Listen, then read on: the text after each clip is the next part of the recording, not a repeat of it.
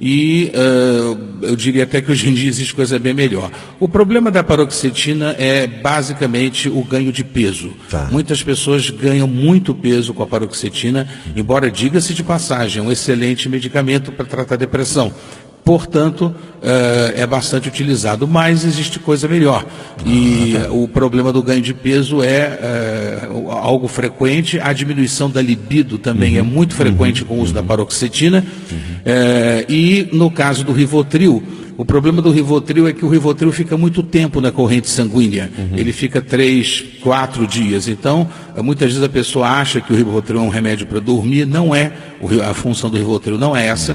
O Rivotril ele foi desenhado para ser um antiepilético e ele é também um ansiolítico, mas ele não é o remédio mais indicado para tratar insônia. Então, por ele ficar muito tempo na corrente sanguínea, 3, 4 dias, a pessoa muitas vezes tem dificuldade de memória, ela se esquece das coisas, ela se distrai, pode ter dificuldade em conduzir o veículo. É um remédio muito baratinho, muito prescrito. Eu diria até, me permita a expressão, um pouco vulgarizado está o Rivotril. O Rivotril, né, respeito aqui a copyright, né, da marca, é um excelente medicamento, né? A Roche que o produz é um bom laboratório. O problema não é o remédio em si, o problema é a indicação do remédio. O Rivotril é um remédio excelente para diversas doenças na psiquiatria, contudo tem que ser o remédio certo. Se você tiver uma dor de barriga, por exemplo, não adianta eu lhe passar um colírio. Então vai ter que ser um medicamento específico para a sua dor abdominal. Portanto, o Rivotril tem o problema da distratibilidade, como nós chamamos, diminui um pouco o ânimo da pessoa em razão de ficar muito tempo na corrente sanguínea, e a paroxetina o ganho de peso. Tá certo. Muitas perguntas aqui. A Suzy, lá no Campo Comprido: é normal estar fazendo tratamento e continuar na mesma, sem melhora? Não, não é normal. Não é normal. Hoje em dia nós temos uma margem ampla de medicamentos dentro da psiquiatria. E em curto prazo, na maioria das vezes, a pessoa pode sair com o tratamento correto do quadro depressivo. Estamos falando aqui de depressão. Agora, o que acontece? É preciso um diagnóstico correto, o diagnóstico tem que ser feito de maneira correta, é preciso que a medicação seja adequada e ajustada. E é muito importante dizer aqui também, Vargas, que existem aquelas pessoas que vão no psiquiatra, que nos procuram, e elas recebem a recomendação, elas são orientadas e depois elas, por conta própria, por melhorarem, elas já relaxam no tratamento. Elas pensam: o doutor me passou esse remédio, eu não vou voltar lá no consultório agora não, o doutor é muito simpático, mas eu mesmo pedir a um outro médico aí só para repetir a receita. E nessa coisa de repetir a receita, perde-se o controle, o segmento terapêutico, como nós chamamos, do paciente, e a pessoa muitas vezes pode não perceber que ela está indo por um outro caminho que não é o caminho da melhora proposta. Então é importante, quero dizer, cumprir as recomendações do psiquiatra para que a pessoa possa sair o mais rápido possível do quadro do sofrimento da doença, seja depressão, seja transtorno bipolar, toque, enfim. O Fábio nos mandou aqui, diz que: doutor, eu sou muito ansioso, às vezes me tira até a concentração. Será que... A ansiedade é um problema muito frequente. Existe um transtorno de psiquiatria, inclusive no meu site, no www.psiquiatracuritiba.com, eu tenho um artigo falando sobre o TAG, que é o transtorno de ansiedade generalizada. Esse transtorno de ansiedade generalizada tem se multiplicado, a prevalência desse transtorno tem aumentado e muita gente tem sido, está sofrendo em razão disso. É um transtorno tratável, as medicações são eficazes, como também são para a depressão. E agora é importante que seja, como eu digo sempre, né, o diagnóstico precisa ser correto, né? Existe também, eu falo isso para os pacientes, falo no site, existe uma certa vulgarização do termo depressão. As pessoas, dentro do assunto, acham que qualquer doença psiquiátrica é depressão. Mas não é assim. Existe dentro da própria depressão, você tem uma série de categorizações. Você tem o transtorno depressivo recorrente, você tem estados depressivos, você tem o transtorno distímico e você tem o transtorno depressivo maior. Então é preciso que se faça o diagnóstico preciso. E muitas vezes como o ouvinte aí aí o amigo ouvinte está falando, o Fábio, a ansiedade, ela pode incomodar tanto quanto a depressão. Quer dizer, são duas doenças que fazem sofrer. E não é muito incomum haver o que nós chamamos em psiquiatria de comorbidade, a presença de dois transtornos psiquiátricos numa mesma pessoa. Não é o mais frequente. Agora, não é incomum haver pessoas que têm, além de ansiedade, depressão, como pessoas que têm somente ansiedade ou somente depressão. É como aquele cuidado do remédio, né? Às vezes é bom para mim, até auxílio para dor de cabeça, mas não é para você, então tem que tomar cuidado, né? Exatamente. Tem uma pergunta aqui, doutor, o senhor já ouviu algo sobre crise de ausência? Por favor, me fale, Anice do Cajuru. Pois não, as crises de ausência, elas são frequentes na epilepsia. Aliás, é muito importante essa pergunta oportuna, porque a epilepsia, ela é uma doença de prevalência muito elevada, ou seja, muitas pessoas têm epilepsia e não sabem. Quando se fala em epilepsia, se pensa logo naquela crise convulsiva que a pessoa tem caindo no chão, espumando, se batendo, que é a crise tônico-clônica. Contudo, eu tenho que dizer para você, Vargas, e para os ouvintes, que é uma minoria muito pequena das pessoas que têm epilepsia que apresenta aquele tipo de manifestação clínica. Muitas vezes episódios de esquecimento, distração, muitas vezes até mesmo uma irritabilidade fora do normal é epilepsia. Né?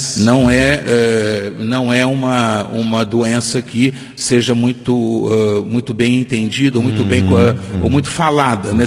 Deveria se falar mais sobre a epilepsia, porque a prevalência, como eu disse, é alta e é muitas vezes confundida com alguns problemas outros, porém é uma doença muito importante de ser comentada, falada e investigada e tratada quando ela está presente. Vai ficar o convite, né, para uma próxima visita do Dr. Eduardo Adinetti aqui, para vir trocar uma ideia, para vir sempre trazer uma palavra amiga, porque olha, tem gente como o Milton do Pirazinho, depressão crônica tem cura, tem aqui a Maria do Bairro Novo, síndrome do pânico é doença. É doença ou não? Sim, a síndrome do pânico é uma entidade patológica hoje reconhecida. A síndrome do pânico, ela não é tão complicada assim de explicar. A síndrome do pânico, ou também chamada de transtorno de ansiedade paroxística, ela é como se fosse um surto da ansiedade.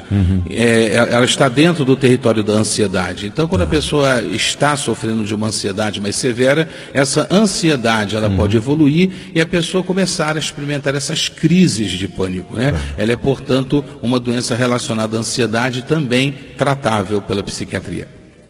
Bom, como a Rose do Novo Mundo aqui, ela tem, não só ela com muitas pessoas, né, ansiedade, algo para ansiedade, só no caso dela ela não pode tomar remédio, tem gente que não pode tomar, né? E daí como é que faz? Não, normalmente sempre há alguma maneira de você fazer isso. Eu, além de ser psiquiatra, eu sou nutrólogo também. Certo. E, por exemplo, se você não se alimentar, você morre, né? Então, existem pacientes que, por algum acidente que sofreram, ou por uma agressão por arma de fogo ou física, perdem o estômago, perdem o esôfago, e você tem que alimentar essas pessoas. Então, às vezes, essas pessoas precisam fazer o que nós chamamos de nutrição parenteral. Elas têm que ser alimentadas pela veia. Portanto, se você pode alimentar uma pessoa sem estômago, você pode com certeza encontrar um medicamento que ela possa utilizar. Existem vários testes, várias maneiras de abordar isso, mas eu sou médico há 23 anos, eu nunca ouvi falar nisso. Uma pessoa que não pudesse, me desculpa a ouvinte, mas ela talvez não tenha sido bem orientada.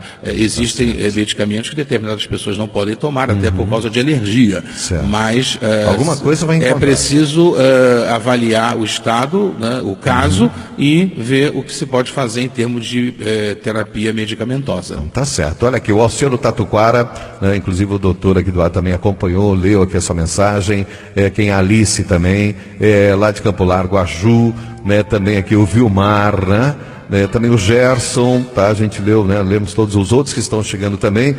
Como eu falei, o tempo é curto e o doutor também tem os compromissos dele, tá aqui já desde as 9h30 da manhã aí. Todas as pessoas, o problema é a depressão, o acaso, o medo da depressão. O senhor falou uma coisa muito bacana agora há pouco aí, né, o mundo como está. Deixa uma mensagem então, define o que a pessoa faz Para evitar, se ela está no começo, se ela está no meio, né? O que é o mais importante? O mais importante é que a pessoa tenha consciência de que nós, seres humanos, não somos uma máquina, nós não somos uma coisa biológica, um conjunto de células. Nós temos o nosso corpo físico, que é visível, e nós temos uma alma. A psiquiatria significa isso, o tratamento da psique, da alma, né? E a alma, ela não pode ser negligenciada. É preciso que haja o cuidado com a alma, com os afetos, né? Com a alegria, né? Com a fé. Então, os estudos hoje em dia mostram, inclusive, estudos recentes em psiquiatria, que é muito importante que se valorize também o aspecto espiritual do indivíduo, do ser humano, para que o ser humano seja visto como um todo. Então, a pessoa muitas vezes ela está bem financeiramente, ela está bem, não tem depressão, não tem diabetes, mas a alma está triste, né? O espírito dela está triste e ela não sabe como cuidar. Eu, particularmente, sou um homem cristão, né? Então eu digo que Deus é que trata da nossa alma, não é? Mas existem coisas que você pode fazer, você pode evitar, por exemplo, situações que você sabe que elas são nocivas, que estar em lugares onde as pessoas são, muitas vezes, pessoas que não vão lhe trazer coisas boas, você frequentar lugares onde você se sente mal, às vezes você é obrigado, né? Mas, enfim, o que você puder fazer para evitar problemas, discussões, para que você tenha uma qualidade de vida melhor. Como eu disse, você mencionou, hoje vivemos num mundo muito hostil, né? As pessoas estão mais agressivas, mais tensas, né? No trânsito, nos supermercados.